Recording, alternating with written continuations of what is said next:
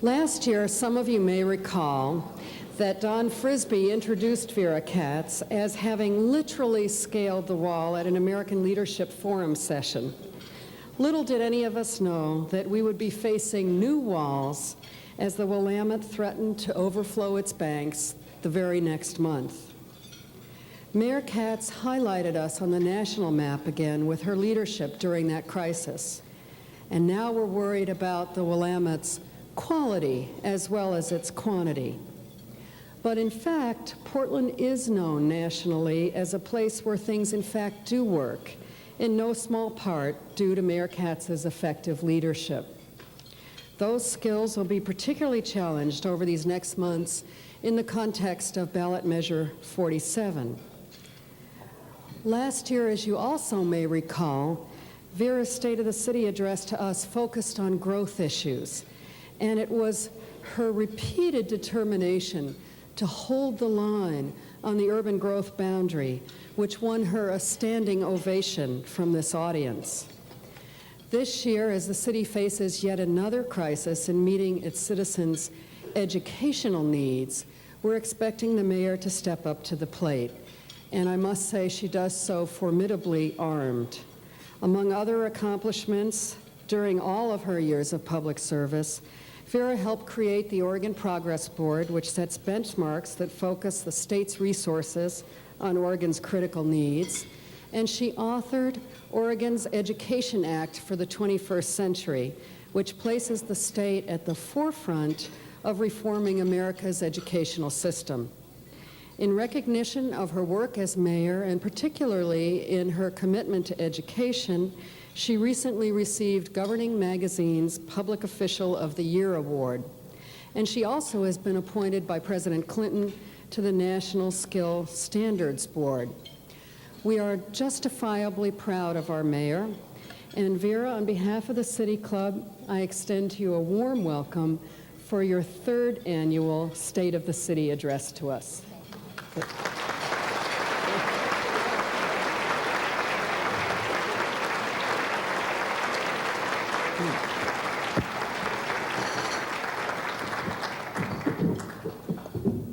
She's taller than I am. Good afternoon, everybody. Let me suggest that you pour yourself another cup of coffee. This is going to be a long speech. I'm excited about what your city has done, and I want to share that with you. It's a pleasure to be here today to share with you the state of our city and to speak about Portland's promise.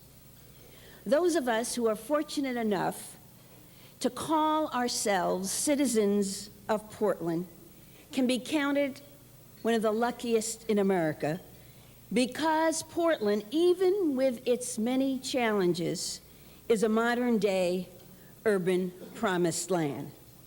Now, you may remember the story of a different promised land. In the biblical book of Genesis, God spoke to Abraham and promised him the land of Canaan, a permanent home for Abraham and his family who've been wandering for years.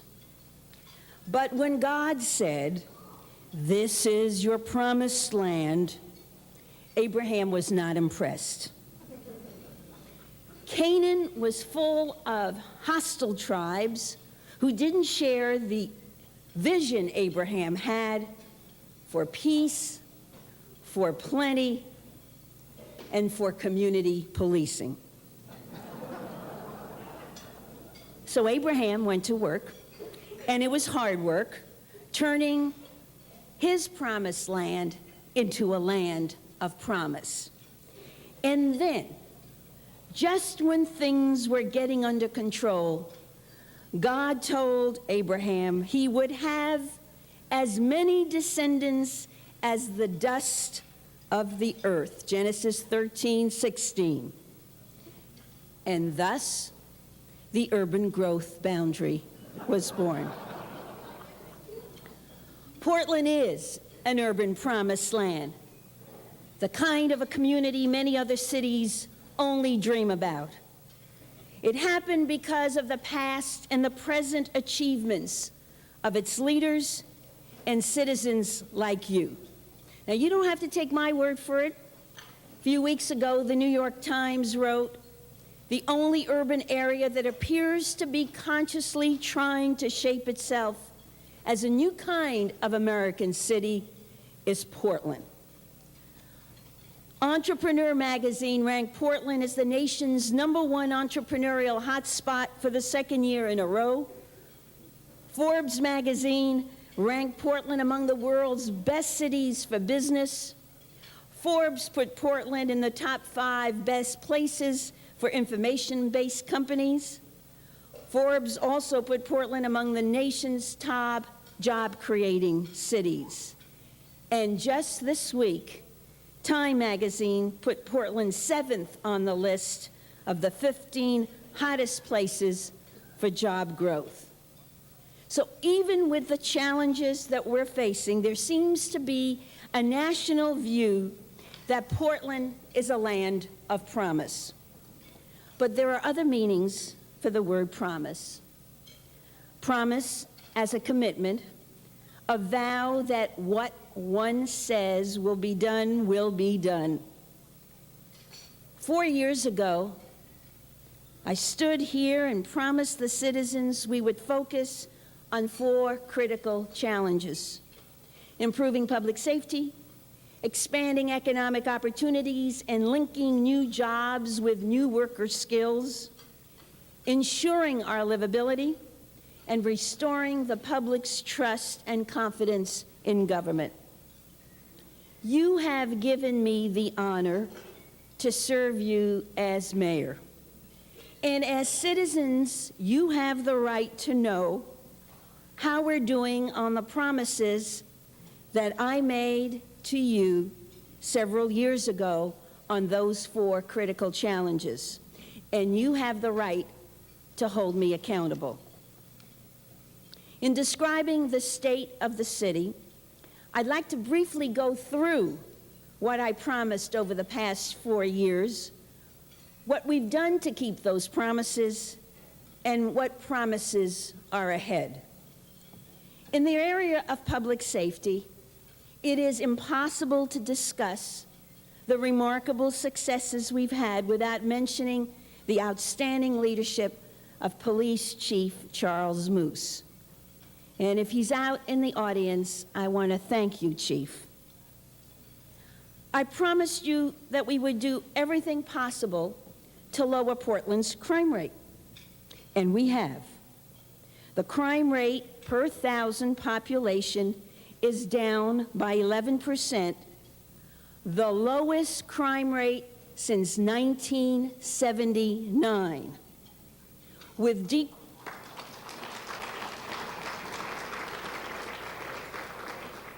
decreases in robbery, gang shootings, burglary, aggravated assaults, and rape. Now we must push even harder to get those numbers down. We promised to add more officers, and we did. Over the past 4 years, we hired 200 new sworn officers, bringing the number of officers protecting Portland to 1,000. And with these additional officers, we created the new Domestic Violence Reduction Unit, the Crisis Intervention Team, and Neighborhood Response Teams to resolve chronic neighborhood crime problems, and an elder abuse program to prevent crimes against senior citizens. We created the Auto Theft Task Force to increase arrests and recover more stolen cars. The results: auto thefts are down by 29%, the biggest reduction in 6 years. And in Southeast Portland alone, where we focused our efforts, auto thefts declined by 43%. We cracked down on graffiti and painted out this blight over nearly 2,000 sites. Our graffiti hotline took more than 1,000 calls this year, and 83% of those sites were cleaned up. We promised to increase the police presence in our neighborhoods, and we are. We build or refurbish neighborhood police facilities in North, Northeast, Southeast, and Outer East Portland. We promise to strengthen community policing by involving more citizens in preventing crime in their neighborhoods. And we did. We introduced Neighbor Safe, a public education initiative that reached out to every Portland household. We train 1,800 Portlanders in 8 community meetings on how to prevent crime on their street, in their neighborhoods. And nothing makes a community safer than neighbors looking out for one another. So, what promises are ahead for public safety? I believe that George Kelling's book, Fixing Broken Windows, will provide some important clues for a safer Portland. Kelling believes in taking small disorders seriously before a collection of nuisances adds up to a major problem and drives a neighborhood in full-blown crisis. Our officers will continue to address problems that detract from our quality of life. We won't ignore street crimes, from graffiti to street drug sales to playing car radios too loudly. By keeping an eye on the small and large crimes, we expect to reduce criminal activity overall and remind all of our citizens that the rules of civility apply to all of us. To implement Kelling's theory, I will introduce an ordinance to give police the ability to tow a car if a driver has no license or if he or she is driving with a suspended or revoked license. In addition, Chief Moose has promised that the Police Bureau will increase traffic enforcement, a major neighborhood complaint that we hear over and over again, by 20% to help keep our neighborhoods livable. We will also use modern-day technology to fight crime by providing officers with up-to-the-minute information at each shift change about crime hotspots on their beats. The second critical challenge, providing more quality jobs for Portlanders, requires both a vision of our long-term economic future and a commitment to the belief that we cannot afford to leave anyone behind, especially as Portland's economy changes even further in the next century. Although our regional economy is strong, when we looked at economic trends several years ago, we found that the city was not adequately sharing in the benefits of the region's economic boom. It is a trend that must be reversed, because if we don't, we risk decaying like so many other American cities, leaving behind eroding infrastructure, declining property values, and overwhelming social problems. In response, we promised to build an effective plan for economic development, and we have. Prosperous Portland is a dynamic set of strategies that make certain the city will continue to thrive, produce good jobs, and attract investments that benefit both the city and the region. Last year, the city's retention and recruitment efforts alone resulted in over 3,500 jobs. To meet the demand of growth, we need to create 75,000 new jobs and 15,000 new housing units in the next 20 years in the central city alone. So this year, we added to our economic development plans the Central City 2000 strategy to focus on our central city. We've assisted Portland's businesses, large and small, We help locate sites to retain or increase jobs at companies like Liberty Northwest, Helser Machine Works, Duffel Designs, our own KPTV, North Pacific Lumber, and Garden Burger Makers, Wholesome and Hardy. One particular small business in this city is very close to my heart, mostly because my stomach is located directly under my heart.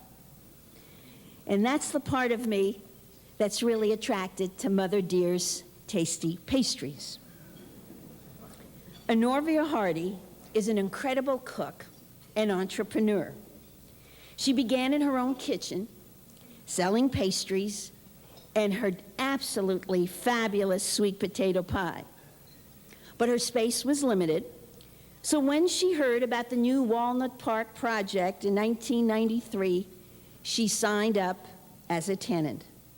Walnut Park, as most all of you remember, is a city-sponsored project that turned an abandoned Fred Meyer at Martin Luther King Jr. Boulevard in Killingsworth into a neighborhood retail attraction. We invested in this project in that neighborhood because no one else would. And as a result of our efforts and the work of community leaders, we have helped spark a commercial renaissance, not only on MLK, but in Northeast Portland. Now, since Mrs. Hardy made your delicious dessert today, I know that you'll want to give her a big round of applause. And Norvia, stand up, please.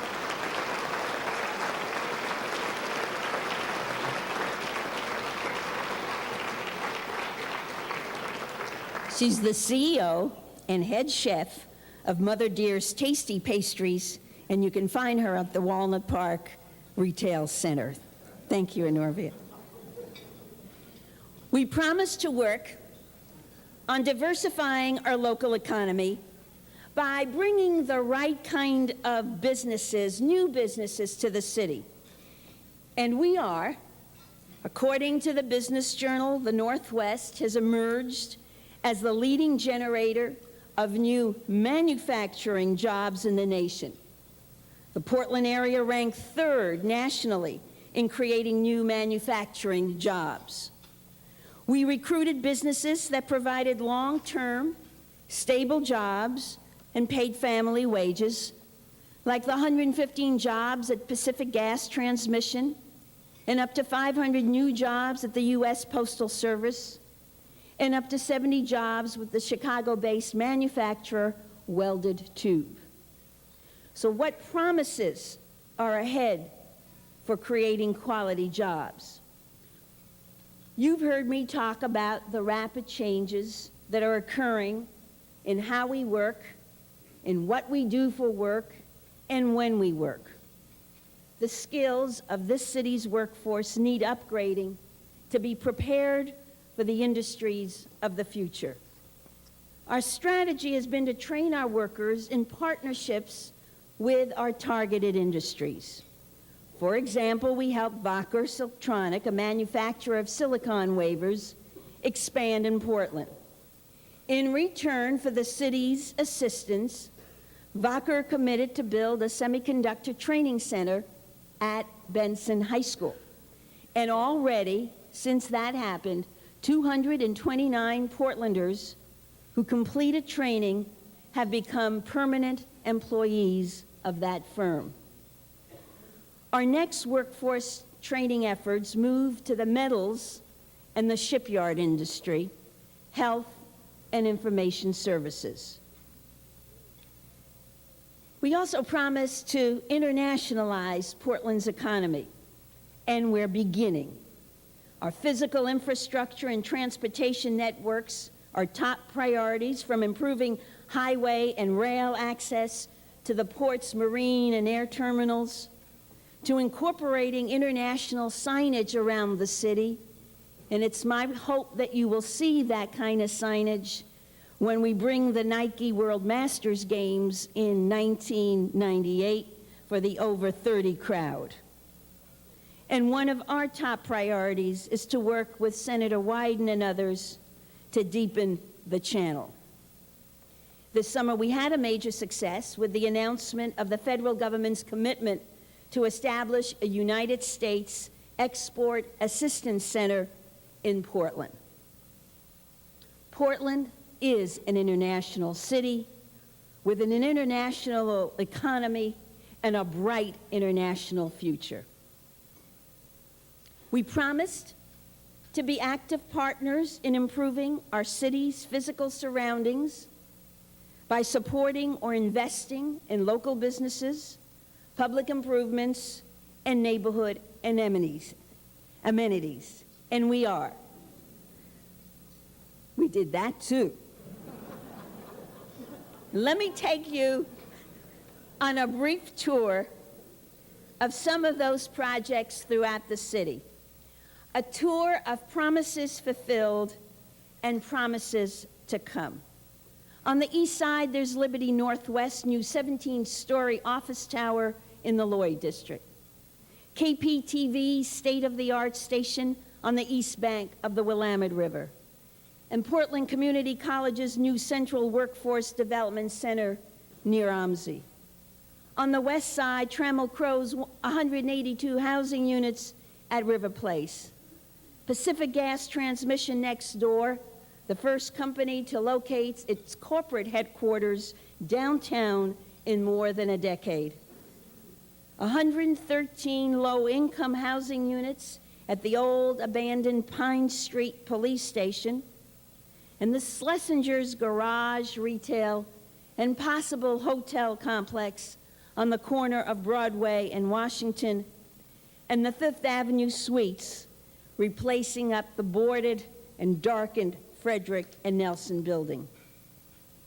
And thanks to a collaboration between the city and the county and Metro, the announcement board at the Portland Performing Arts Center will once again be lit and our facilities restored to their first-class stature.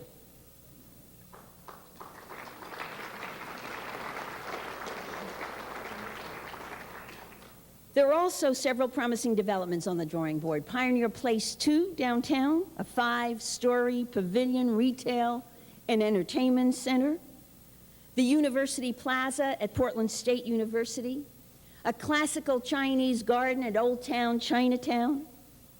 An East Side River Esplanade linking OMSI to the Rose Garden Arena. The River District neighborhood rising on the 7 acres of abandoned rail lines.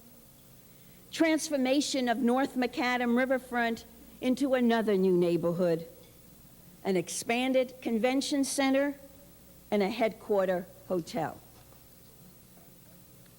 Our third critical challenge was ensuring livability. And that includes well-planned growth, strong neighborhoods, affordable housing, education, the environment, the arts, and transportation. We promised we would do our part to maintain the urban growth boundary by aggressively managing growth in Portland. And we are. We've beefed up our planning efforts to update community plans consistent with our regional goals. As I told you last year, the Albina Plan and the Southwest Community Plan are complete, and similar updates are being done in Southwest and Inner Southeast. We've rezoned around light rail stations, and for instance, we rezoned around the new Goose Hollow station to allow for the potential of at least 1,400 more housing units. Our future livability promises must address parking limits on a regional basis, stronger protection of natural areas, and our vibrant industrial sanctuaries. Portlanders care very much about the environment and what kind of environmental legacy we leave for our children and our grandchildren. This is why we promised that we would clean up the Willamette and the Columbia Slough as fast as we could, and the work has begun. But it will cost money, and it takes the work of all of us to really make a difference. I want to describe an example where we have actually involved the public in our environmental projects and how we all can make a difference. And that program is called the Downspout Disconnect Program. Citizens disconnect their downspouts, which helps reduce the amount of storm water in the system, which in turn helps reduce the amount of combined sewer overflow, which in the end helps lower the cost of cleaning up the river. We promise to address our future water needs and encourage conservation, and that work on a regional level has begun. And because of conservation, water rates are down. We promise to protect our watersheds, and that work is starting. We promise more bicycle lanes and walking trails, and we're building them. And we promise to continue our efforts to reduce congestion. The South-North Light Rail Line is a promise in progress, and I will do everything I can to see that it is built.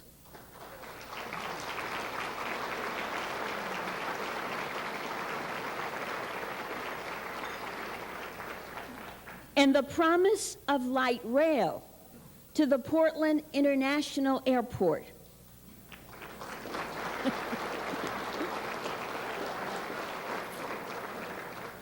through a public-private partnership may well be a promise kept. We promise to help keep our neighborhoods strong and protect their uniqueness, and we are. The city is about its neighborhoods. Profile magazine had this to say about the city. The secret of Portland's renaissance lies not in its splendid topography or commercial success, but in its novelty neighborhoods. These happenings are not accidental. They reflect our Main Street strategy that brings further life and energy as we continue to invest in housing, commercial opportunities, as well as meeting transportation needs. And for the first time in decades, we can see things happening on Alberta and on MLK Jr. Boulevard. And the good news is that Portlanders, 81% of Portland residents rate their neighborhood quality as good or very good, and I am very proud of that. We promise to expand efforts to increase our affordable housing base, and we have. In addition to the federal funds we receive, we created a housing investment fund with $30 million to expand opportunities for affordable housing. To date, over 1,600 units have or will be built with the help of that fund. We promise to help protect our children's future, and we have. This city did not walk away from supporting its schools. Last year, when they needed help, the city committed $17 million to them. And if the state legislature refuses to adequately fund flat-funded school districts, while at the same time moving forward on statewide equalization formulas, then we will act locally and take matters into our own hands.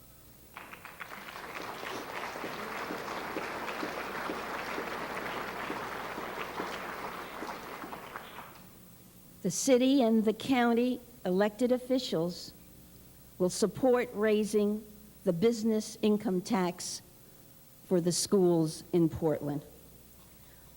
I hope that it will not be necessary. Our fourth and perhaps the toughest critical challenge is restoring the public's trust and confidence in government. We promised we would become more accountable, and we are. We created the Portland Multnomah County benchmarks with the county to measure our progress, and for the first time, we have very specific, measurable goals in such areas as raising incomes, reducing poverty, improving education, and decreasing crime. We created the Office of Ombudsman in the Mayor's office to provide citizens with the access to city government that they deserve and pay for. We strengthened citizens' oversight of the Police Bureau through reforms in the Police Internal Investigation Advisory Committee. And with all the controversy that surrounded that issue, today, Portland has become a national model. We established the Public Utility Review Board, a group of citizens, experts now, to provide city government and the community with a second opinion on the city's water, sewer, garbage rates, and policies. And I've thrown open the doors, you remember that promise, and invited citizens in to regular sessions of Meet the Mayor to provide direct access to their mayor, especially for those who don't ride the bus, because I get direct access to them almost every day. This program encourages employees. This new program encourages employees, it's called the City Energy Challenge, to conserve energy and be more efficient in the city buildings. And through a number of innovative techniques, bureaus have had an annual savings of over $1 million per year. This and other city efforts at improving efficiency has resulted in a 5% decrease in per capita cost of the city's operating budget. We also promised to be more effective, and we are. And Portland has been ranked again as one of the best managed cities in the country by Financial World, and our bond rating is still AAA. Now, when I took office, I promised to be a good steward of this city. I said I would lead you in good times and bad, and I've taken that promise very seriously. The floods of '96 made fulfillment of that commitment easier by the many citizens and city employees who worked around the clock to deal with sandbagging, slides, downed trees, and clogged storm drains. And this is a wonderful opportunity to say to all of you and to all of them, thank you. Thank you for being there when we needed you most. I also promised you better weather days, but I didn't do it. What promise is ahead in restoring the public trust? Dealing locally with Measure 47 in a way that is fair, efficient, and sensible. Let me read you a statement from another Portland official about Portland's difficult fiscal times. And I quote, "The proper way out of this difficulty, since but very little more reduction of municipal expenditures can be made and keep the government in operation, is to increase the rate of taxation so as to liquidate all floating indebtedness and pay up as we go along. But here is another difficulty. The people are really unable to stand the burden already imposed. This tension between lack of funding for services and citizens' tax burden really does sound familiar. But if it sounds familiar to you, I want to check your birth certificate, because those are the words of Mayor Sylvester Penoyer in his annual mayor's message in 1897. I wonder if Mayor Prenoyer would ever have thought we'd be facing the same problem today, the same problems he was facing 100 years ago. We really have come a long way, and as I get older, we keep coming back and closing that circle. But nonetheless, it's important to learn from that journey before we embark on a next. And let me be as blunt as Mayor Prenoyer in describing our post-Ballot Measure 47 situation. Our citizens like our municipal services, but they believe that they pay too much in property taxes for them. And although we have demonstrated achievements in our accountability, in our efficiency, and our effectiveness, the high percentage of our citizens are not convinced. And we cannot turn to the state legislature or to the federal government for significant assistance. Dealing with Ballot Measure 47 is like solving a Rubik's Cube. No single action on the part of government will make things right again. It will take many, many thought-out initiatives. Some efforts will be experimental. Some must be completed in a particular sequence. Some actions are obvious to us today, and some are not.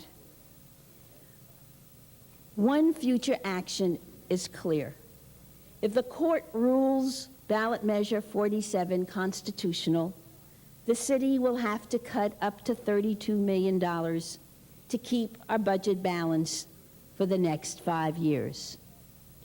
And I want to make a future action on my part equally clear, that if the courts rule Ballot Measure 47 unconstitutional, I promise to be bold in my response. I will offer an initiative to provide property tax relief for the city residents in Portland. Either way, city government must learn to deal with less property tax revenue and work with less resources. So today I'm also announcing a major initiative to simplify the city's antiquated bureau organizational structure. Now, I want to make it very clear, I am not talking about city charter reform today, but I will be back in a couple of months or maybe years to talk about that later on. Today, I'm talking about reorganization within our existing city charter. We currently have 32 operating units, each with its own administrator and its staff, and it's been decades since an overhaul of this structure was completed, and I think it's time, and the opportunity is here. I've asked the City Council, the bureau managers, and employees of this city to submit to me their ideas to simplify city government. Part of that review will include efforts with the county to reduce city-county duplication. I will review their suggestions and announce proposed changes to the structure of city government during the last week in April. Now, we've talked about Portland as a promised land, and we've talked about promises as commitments.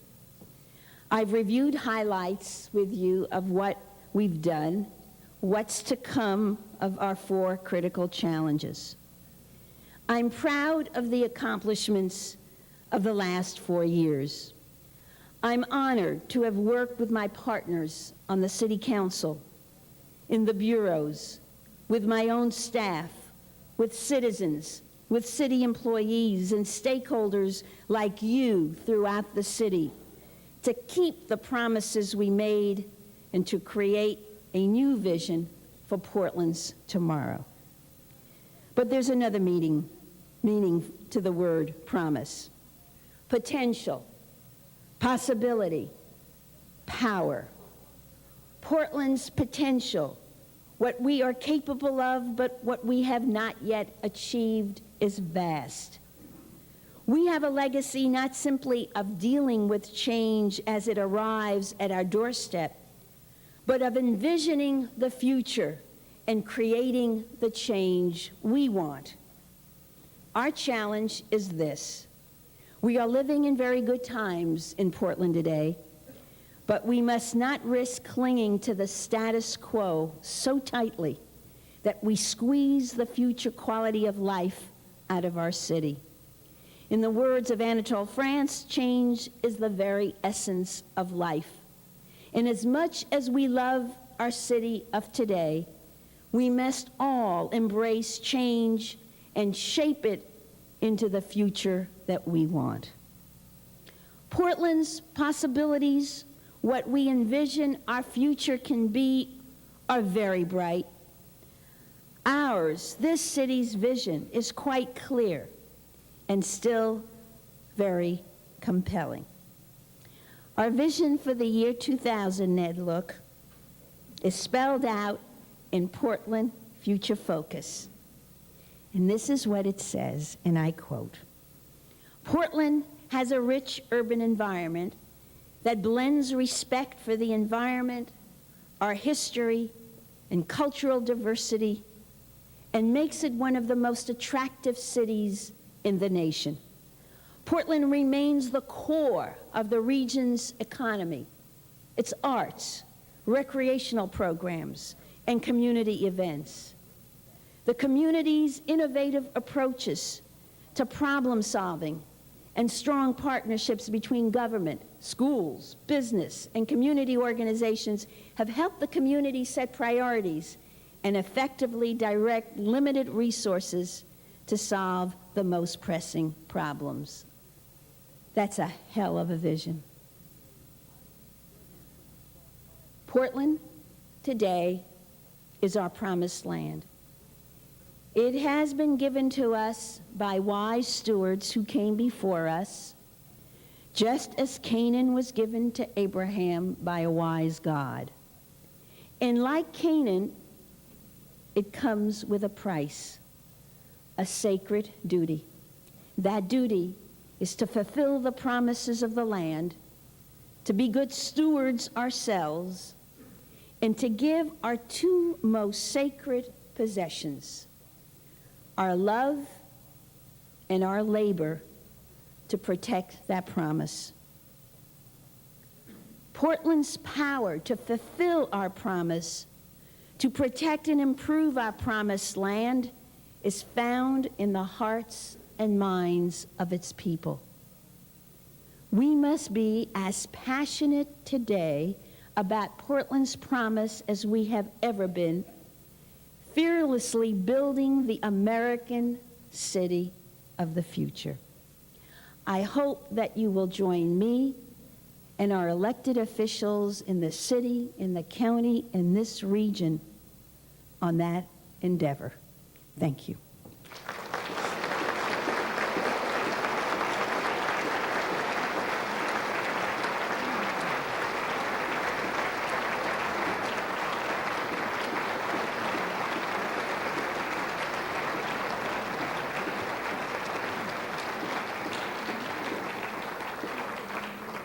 Thank you, Mayor. It's great to get a jolt of your enthusiasm for a city that so many of us love. There's a concern that many people have been sharing with me lately, and it is, will affordable housing be a thing of the past in Portland? A couple I know in their late 20s have children. They both work, but they can only afford to rent in a part of town that harbors drug houses. A young woman I know works hard at her job and saves for a down payment, but she feels that she will never get ahead of the curve to have a house of her own. And a young man I know in his mid-30s works very hard, but his salary leaves him feeling that he'll never be able to have a house of his own. These are all people that have jobs. They're not the truly poor or unemployed, which is also a significant concern. As mayor of this city, would you please go into more detail for addressing affordable housing in the near future? What would you tell these people?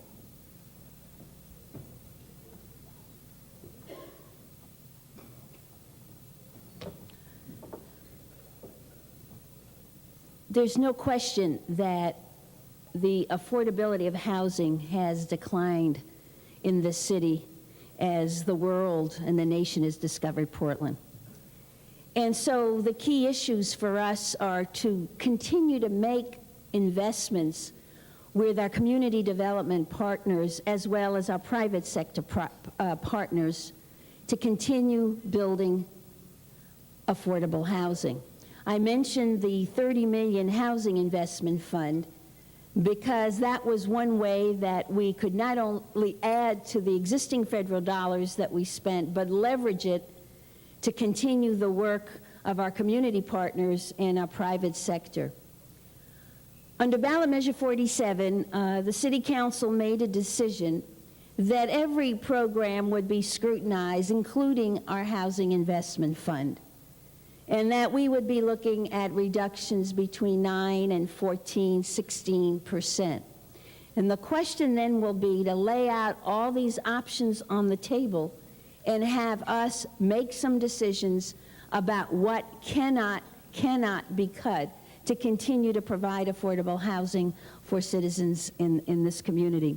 Now, the second part of an answer that I want to give is that there needs to be that connection between housing and employment, housing and jobs.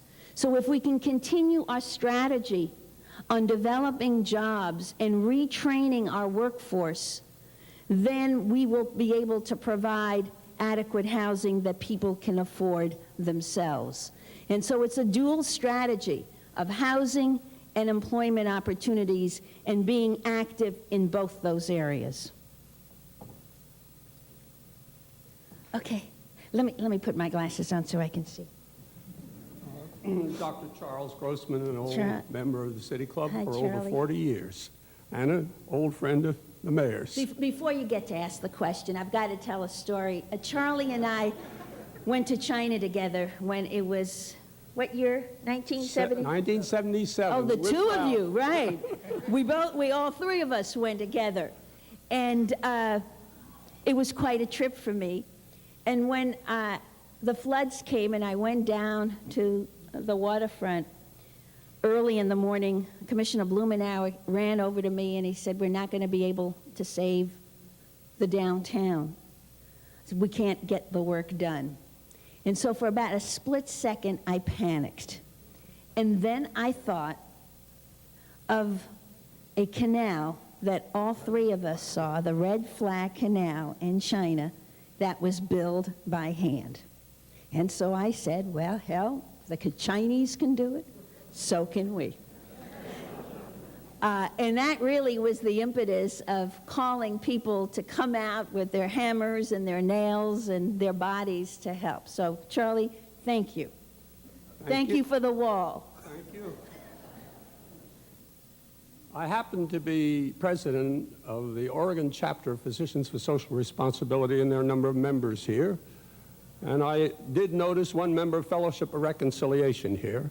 And I would just like to ask specifically, but first I want to say, since we are on a red list, a red squad list that still exists in your police department, I attended the meeting of the Metropolitan Human Rights Commission 3 days ago, and I wondered why you answered some of their requests as you did, and I would just limit my question to, why do you object to having the city auditor audit the CID, which spends $750,000 a year within the police department, has produced no indictments, as I've been able to learn in the last 4 years, but they still spy and do thought control on what they consider left-wing groups. I saw no right-wing groups in their list.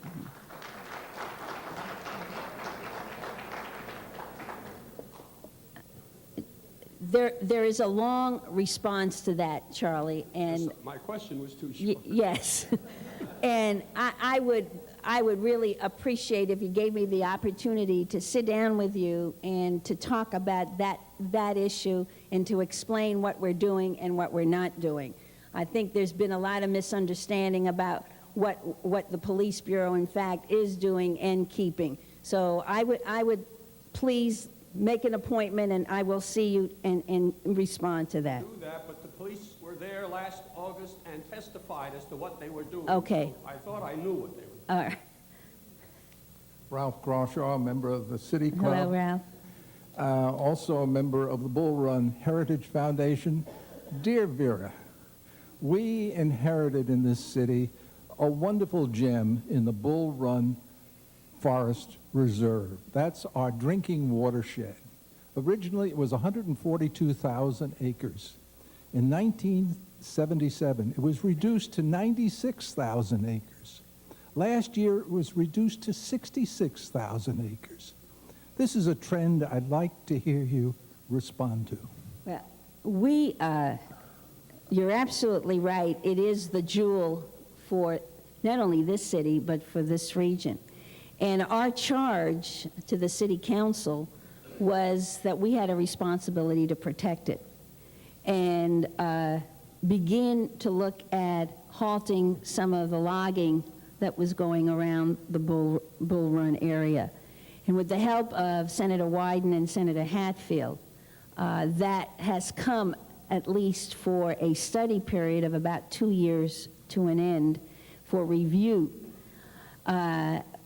I know also, Ralph, and I know you didn't ask me this question, but I don't know when I'm going to see you next, is the work that you plan to do on these water issues as well as the environmental issues are looked at very favorably by the governor, who particularly told me that if there is anybody that can make it happen the way you made it happen in healthcare, it's you.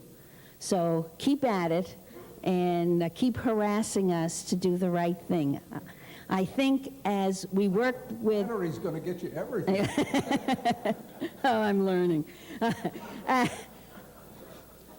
I think that we've made major strides, and I know it's controversial, but I think we've made major strides working with our regional partners in maintaining the Bull Run supply and beginning to think about what this region needs to do as the population grows. And as I said, I know it's been controversial. I think we've done the right thing. Thank you for being our mayor. Thank you, dear. I'm Ray Polani, a City Club member. Yes, sir. Mayor Katz, you mentioned transportation. Right. And you talked, about light rail. Right. But what about the underlying bus service? Yes. Which has been Eroded. basically stagnant. Eroded. If not eroding. You're Eroded. absolutely right. Right. So I think if we want to prepare for all this growth, we better start expanding vigorously our bus service. Right. And where is TriMet? What are they doing? You're absolutely right on that, and we've had conversations about that. Now, I said that we will do whatever we can, and I will do whatever I can on the South-North Light Line. There are a lot of questions that yet need to be answered, and maybe by the time you hear from Mike Burton, who's sitting there, as what the region is prepared to do. But you're absolutely right that as we built the first line, that we did in fact erode the bus service that was reduced or planned reduced that would be feeding into the light rail line. And if you don't have a strong bus service supporting light rail, you will fail, because most people ride the bus to the light rail and then take it to downtown or to their destination. And I hope that as we begin the conversation on a third leg of the line, and maybe even a fourth leg of the line, that will be a critical component of that discussion. It looks like all your old friends are ganging up on you. But we love you. I guess I must Be reassured. room somewhere. My question has to do with one of the components of this city that I think, and I think you agree, has been one of the most important strengths of the last 30 years, and those are the neighborhood associations. Beginning, as you know, in Northwest Portland. There is now a proposal to dilute the support of the city that goes to neighborhood associations by including other subsidiary and non-official organizations to obtain help from the city, which means services and money. At the same time, the budget for the neighborhood associations is being decreased, as budgets are generally. Right. What can we do to reverse that and to strengthen neighbor associations rather than to weaken them? Well, the premise is that by building the neighborhood associations with the business associations, you might weaken it. I'm not convinced of that yet, but I can tell you right now, there are no resources to support another structure of even business associations. They have just organized, they have their own meetings, they have built an alliance, but as far as this mayor is concerned, when you see the cuts that we will have to be made, this is not a priority for funding. Now, unfortunately, the neighborhood associations will also have to share some reductions as other bureaus. And the question for us is going to be, how can we rethink neighborhood associations, in some cases make them a little bit more entrepreneurial? How can we contract out with neighborhood associations, as we've done in the Downspout Disconnect program, where they actually make a little bit of money for themselves? And that's going to be the work that the City Council will be doing in the next couple of months, because we certainly don't want to cut the entire foundation of something that started 20 years ago and that's strong, so strong in this community. Thank you very much, everybody, and Happy New Year.